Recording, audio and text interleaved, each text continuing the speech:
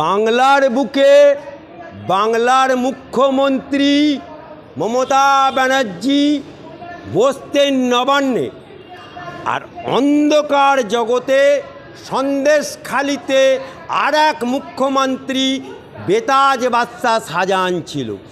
এবং সেই শাহজাহান যে বেতাজ বাদশা, সেটা কখন জানতে পারলাম? যখন ইডি সিবিআই ওখানে ঢুকলো এবং খাদ্য কেলেঙ্কারি নিয়ে ঢুকলো। সেখানে যখন শাহজাহানের বাড়ি গেল, যখন ইডি সিবিআই গায়ে হাত পড়লো, তখন বাংলায় শিরোনামে, খবরের শিরোনামে এলো। এবং এই শাহজাহান কি বলেছিল? ইডি সিবিআই আমার ছিঁড়ে নেবে। আজকে সেই শাহজাহান বিড়ালের মতো ম্যাও ম্যাও করছে, আর বউ ছেলেকে বলতে হচ্ছে আল্লাহকে ডাকো।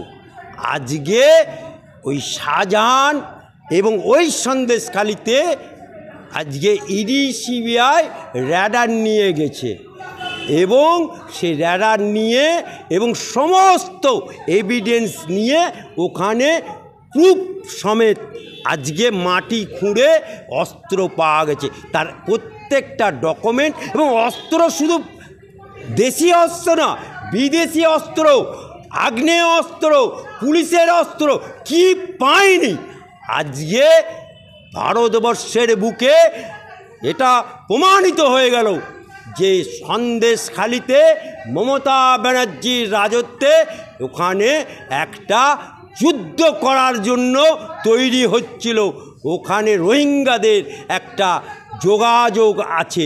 আজকে মমতা ব্যানার্জি সব কিছুতেই শাক দিয়ে মাছ ঢাকার চেষ্টা করে, কিন্তু আখেরে সেই শাক দিয়ে মাছ ঢাকা যায় না। তার প্রমাণ ইডি সিবিআই দিয়ে দিচ্ছে। মমতা ব্যানার্জি সব কিছুতেই, উনি তো আবার বলে যে বোম ফাটে 4 জন খুন হলে বলে পটকা ফেটেছে। ওনার এমন পটকা, যে ফটকা বুড়ি বোমা ফাটলে 4 জন মানুষের জীবন চলে যায়। ওনার এমন পটকা হাইকোর্টে ফাটলে পাকিস্তানে শোনা যায়। ওনার এমন পটকা যে রাইটার্স বিল্ডিংয়ে ফাটলে গোটা রাইটার্স বিল্ডিংটা উঠে যায়। তাই মমতা ব্যানার্জি সমস্ত ঘটনাকে লঘু করে দেবার চেষ্টা করে, কিন্তু আলটিমেট লঘু হয় না, সেটা আরও বেশি করে গুরুত্বপূর্ণ হয়ে ওঠে।